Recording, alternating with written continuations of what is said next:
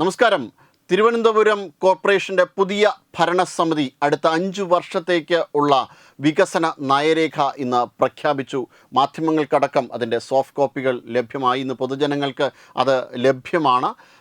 എന്തായാലും വലിയ രീതിയിലുള്ള പദ്ധതികളാണ്. തിരുവനന്തപുരത്തിൻ്റെ നഗരം പൂർണ്ണമായും മാറുന്ന തരത്തിലുള്ള ഗംഭീരമായിട്ടുള്ള ഒരു പ്രോജക്റ്റ് തന്നെയാണ് വികസന നയരേഖ. ഇതിൽ എടുത്തു പറയേണ്ട ഒരു കാര്യമെന്നത് കാലങ്ങളായി തിരുവനന്തപുരം നഗരനിവാസികൾ അനുഭവിക്കുന്ന ഒരു പ്രധാനപ്പെട്ട പ്രശ്നമാണ് തമ്പാനൂരിലെ വെള്ളക്കെട്ട്.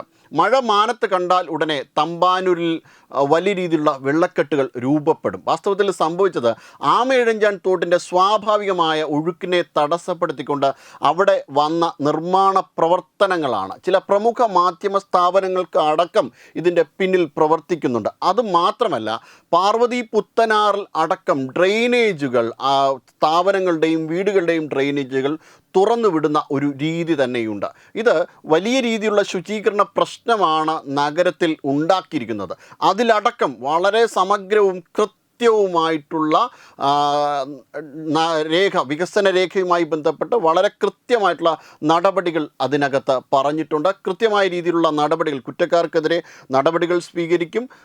ഇതിനെ വലിയ രീതിയിൽ ശുദ്ധീകരിക്കുവാനുള്ള, നഗരത്തെ ശുദ്ധീകരിക്കുവാനും ആമയിഴഞ്ചൻ തോട് അടക്കമുള്ള ജലസ്രോതസ്സുകളുടെ സ്വാഭാവികമായ ഒരു ഒഴുക്ക് തടസ്സപ്പെടുത്താത്ത രീതിയിൽ തന്നെ അതിൻ്റെ ഒരു ഫ്ലോ ഉണ്ടാക്കുന്ന രീതിയിലുള്ള നിർമ്മാണ പ്രവർത്തനങ്ങൾ ഇതുമായി ബന്ധപ്പെട്ട് ആരംഭിക്കും.